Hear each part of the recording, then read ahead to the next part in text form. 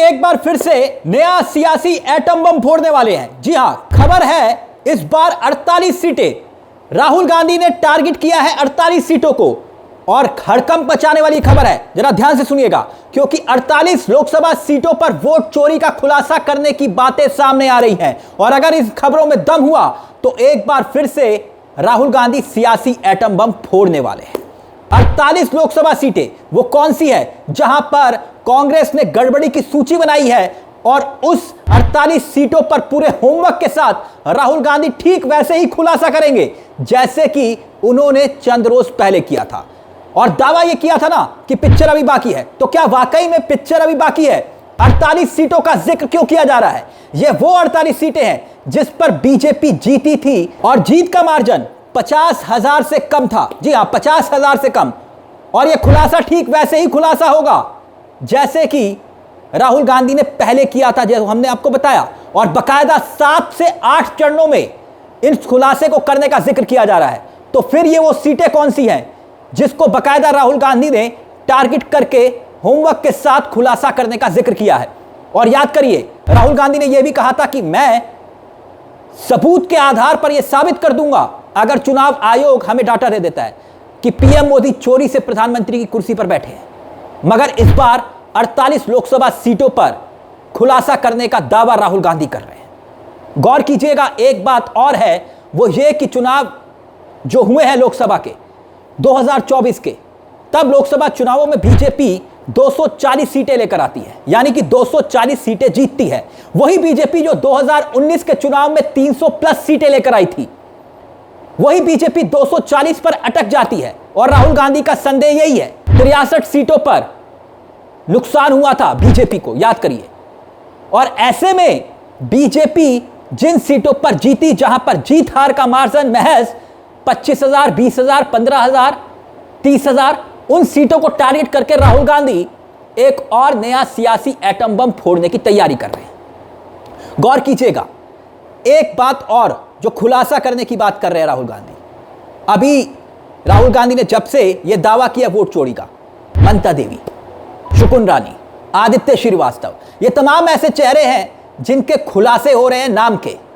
अब मंगलवार को ही एसआईआर पर सुनवाई हुई, और सुनवाई के दौरान हैरान करने वाला मामला सामने आया तब जब एक महिला खुद को जिंदा साबित करने के लिए सुप्रीम कोर्ट पहुंच गई जज से सामने कि भाई मैं जो है जिंदा हूं और वोटर लिस्ट में मुझे मरा हुआ घोषित कर दिया गया है। और इस मामले को देखकर जज साहब भी हक्के बक्के रह गए, हैरान रह गए।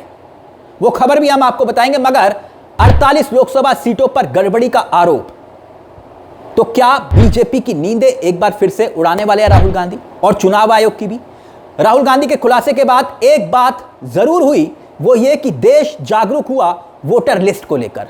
अब सोचिए, इससे पहले क्या हर वोटर के नाम को चेक किया जा रहा था? नहीं ना।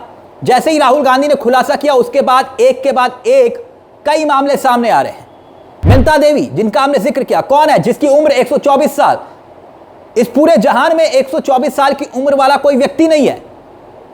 लेकिन चुनाव आयोग की गलती कहिए, चूक कहिए, या फिर कुछ और कहिए, 124 साल की महिला का नाम सामने आ गया, जबकि दुनिया में इस उम्र का कोई जीवित व्यक्ति है नहीं, जैसे हमने आपसे कहा, जो दावा किया जाता है।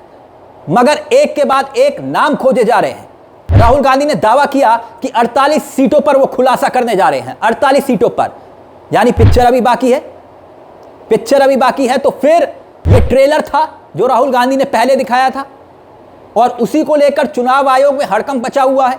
राहुल गांधी से कहा जा रहा है हलफनामा दीजिए, लेकिन राहुल गांधी रुक नहीं रहे।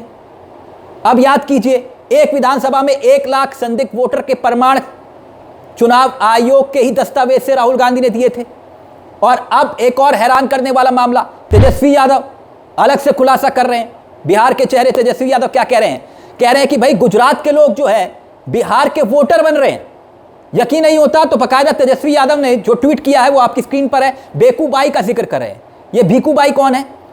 कहा यह जा रहा है कि गृह मंत्री अमित शाह के खासम खास हैं, और तेजस्वी यादव दावा कर रहे हैं, दावा यह कर रहे हैं कि भीकूबाई जो है वो गुजरात के रहने वाले हैं, मगर उनका वोट बिहार में बन गया है। और ये कौन है? ये बिहार बीजेपी के प्रदेश संगठन महामंत्री है। बिहार बीजेपी के प्रदेश महासंगठन महामंत्री जो हैं उनका बन गया वोट बिहार में। तेजस्वी आगे लिखते हैं कि प्रधानमंत्री मोदी जी और गृह मंत्री अमित शाह जी के खास विश्वास पात्र इन्हें बीजेपी के विशेष बिहार प्रोजेक्ट पर लगाया गया है। 2024 लोकसभा में इन्होंने गृह मंत्री अमित शाह जी के लोकसभा क्षेत्र गांधीनगर में मतदान किया था। कौन कह रहा है? तेजस्वी यादव। बकायदा तेजस्वी उसका प्रमाण भी दे रहे हैं। आप देखिए ट्वीट के नीचे बकायदा उन्होंने वो प्रमाण भी दिए हैं और कहा है कि देखिए इन जनाब ने वोट किया था और ये गृह मंत्री अमित शाह जी के लोकसभा क्षेत्र गांधीनगर में ही वोट कर रहे थे। अब तेजस्वी यादव आगे क्या कहते हैं वो देखिए। वो ये कह रहे हैं कि भाई बिहार में विधानसभा चुनाव है तो गुजरात से नाम कटवाकर अब बिहार के मतदाता बन गए हैं। बिहार चुनाव खत्म होगा तो फिर दूसरे राज्य में भी वोटर बन जाएंगे। उन्हें बताना चाहिए कि वो 5 वर्ष में कितनी बार और कितने राज्यों में मतदान कर चुके हैं। बिहार में जिस जगह के मतदाता बने हैं उस मतदाता सूची में इनका कोई पता और मकान संख्या अंकित नहीं है। कौन कह रहा है? तेजस्वी यादव। इसका मतलब क्या हुआ? इसका मतलब क्या वही हुआ कि जीरो एड्रेस, जैसे राहुल गांधी ने दावा किया था कि भाई देखिए 000 मकान नंबर 0, कभी देश में सुना ही नहीं, लेकिन चुनाव आयोग ने कर दिया कारनामा कि भाई मकान नंबर 0। अब तेजस्वी यादव आगे क्या लिख रहे हैं वो देखिए। वो ये कह रहे हैं कि बिहार की मतदाता सूची में इनका नाम हिंदी में नहीं है बल्कि गुजराती भाषा में लिखा हुआ है। अब क्यों लिखा हुआ है? वो ये कह रहे हैं कि ताकि कोई हिंदी भाषी पढ़ ना सके। अब चुनाव आयोग की महिमा अपरंपार है, तेजस्वी कह रहे हैं, लेकिन इस बार हम भी एक एक चीज देख रहे हैं, यानी कि वोट चोरी का मामला थम नहीं रहा और राहुल गांधी ऊपर से अब यह दावा कर रहे हैं कि वो 48 सीटों पर, नई 48 सीटों पर, लोकसभा सीटों पर नया खुलासा करेंगे और वो भी चरणबद्ध। अब जो फैक्ट चेकर हैं बकायदा वो भी राहुल गांधी की मुहिम में जुड़ गए हैं।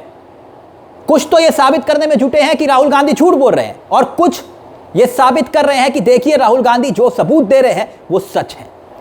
जिनका जिक्र हमने किया था योगेंद्र यादव, बकायदा वो सुप्रीम कोर्ट गए एसआईआर के मुद्दे पर ही, और वो एक महिला और एक पुरुष वोटर को पेश करते हैं जज के सामने तो हलचल पैदा हो जाती है। जानते क्यों?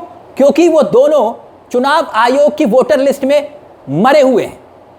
इनके पास एपिक कार्ड है और बकायदा योगेंद्र यादव जब ये दावा करते हैं कि भाई चुनाव आयोग तो इनको मार चुका है, तब जो वहां के वकील थे चुनाव आयोग के, उन्होंने कहा ये सब ड्रामा है, इसको यहां पर मत करिए, टीवी चैनल पर ये ड्रामा करा करिए। मगर इस पर जो जस्टिस सूर्यकांत थे, याद करिए उन्होंने क्या कहा कि हमें अपने नागरिकों पर गर्व है। वो सुप्रीम कोर्ट आए, योगेंद्र यादव के बारे में जस्टिस सूर्यकांत ने यह तक कहा कि उन्होंने कुछ तथ्यात्मक बातें रखी हैं, फिर कोर्ट ने योगेंद्र यादव का शुक्रिया अदा किया। यानी सुप्रीम कोर्ट योगेंद्र यादव की तारीफ कर रहा था क्योंकि वो मरे हुए व्यक्ति जिनको वोटर लिस्ट में लिखा गया था वो उनको लेकर आए कोर्ट में और यह साबित किया कि भाई एसआईआर के नाम पर बिहार में खेल हो रहा है। यानी ऐसी एक के बाद एक ढेरों मिसाल है जो देश के सामने आज उदाहरण बन के खड़ी हुई हैं। और ऐसे में राहुल गांधी अब नया खुलासा करेंगे। वो कौन सा खुलासा करेंगे? एक बार फिर से जब एटम बम फूटेगा तो उसका धमाका कितनी तेज होगा? क्या इस बार की तरह ही होगा? क्योंकि 300 सांसद पहली बार विपक्ष के सांसद सड़कों पर उतरे थे और वो भी राहुल गांधी के आह्वान पर।